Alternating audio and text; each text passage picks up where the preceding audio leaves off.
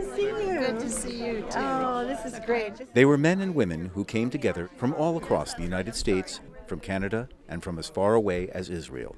For several, it was their first face-to-face meeting with each other in more than 60 years. How could a young guy like me be 88 years old? I'm not sure how many more reunions I'm going to go to. I never thought I would see anybody on that train again. It's an amazing, just amazing. The occasion was to commemorate an event that occurred on April the 13th, 1945, as American armies rolled across Europe, liberating millions from the dominion of the Third Reich. On that day, the Army's 743rd Tank Division came upon a site near Magdeburg, Germany they never expected to see. Freight train cars alone on a track, and filled wall to wall with over 2,000 men, women, and children, all of them Jews. I remember the moment. I remember seeing this long freight train, long string of boxcars, and I can remember pulling the tank to the right and driving along the side of the train and seeing all these people that were on these boxcars.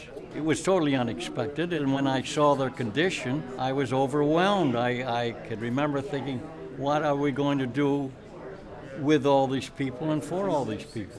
This fateful wartime incident might have remained known only to those who were directly part of it had it not been for a website created and managed by Matthew Roselle, a high school history teacher in Hudson Falls, New York, and a teacher fellow with the United States Holocaust Memorial Museum. Roselle conducted several interviews with men and women whose lives were directly caught up in the events of the Holocaust.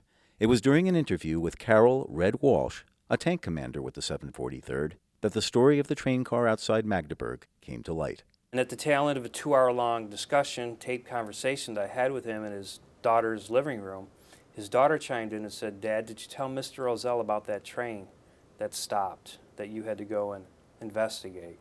He said, "Oh, that's right, that train." And he launched into about how it was a beautiful April day. He and another tank commander went down and they investigated this train, stopped by the side of the tracks. They found it full of Jewish refugees. The other tank commander, he told me, was still alive in California and actually had photographs that he took of the liberation. And this Dr. Gross allowed me to place the photographs on the internet. We put those on our school website, and they sat there, not a lot of web traffic, but all of a sudden I got an email from a grandmother in Australia who had been a 7-year-old girl on that train. And she said that she clicked on the web link, the photographs open, and this was the day of her liberation in 1945. She said she fell out of a chair. It was very organic the way it all unfolded. I would open up my email inbox and there would be another message from a new survivor, somebody that I wasn't aware of before. These people are coming to me individually. They're not aware of each other for the most part before finding my website on the internet, for example. So it's just kind of unfolding. At this time, I would like to call to the stage the rest of our soldiers and survivors, beginning with Mr. Francis Curry. The surviving veterans of the 743rd are modest about their accomplishments, but this did not prevent the audience of students, teachers, town residents, and Holocaust survivors from honoring them at a special reunion event held at Hudson Falls High School in September 2009. It's a gratifying and emotional experience to reunite with some of the survivors, to meet them face to face, and to call them my friends. Those brave American soldiers, they were saying that they didn't do anything heroic, they just did their job. But with that job, they gave us back our life. And for that, I thank you from the bottom of my heart.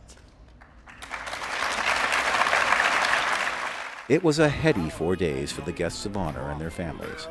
A time to reminisce and reconnect. A time to enjoy each other's company and reflect upon what brought them together. We were there, but it's still tough to wrap your mind around the situation that presented itself when those people were liberated on that train.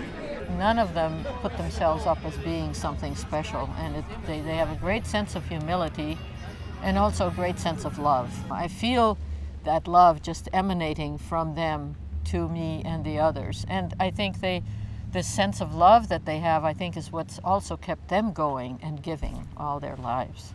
And so we choose history teacher Matt Roselle, the Holocaust survivors of that train and those American soldiers who kept them and their story alive. Matt Roselle's spotlight as ABC News' Charles Gibson's Person of the Week was a fitting conclusion to this special event. At the farewell banquet following the broadcast, Rene Roberge, the Hudson Falls High School teacher who served as the program's Master of Ceremonies, told Liberators and survivors alike what he had learned from them. Share the truth. The moral responsibility you had as a liberator to free a people from harm at a moment's notice, and as a survivor to save a generation from becoming complacent. You were heroes then. You are my heroes now. I think we were in the right place at the right time, in the sense that we had people who are now at the stage in their life where they really wanted to send a message before they leave this earth. To see how it touched these students so deeply, that is where the real gratification is for me. And that's what this whole week was all about. Don't forget the past. You have to remember what happened. You can't just be a bystander.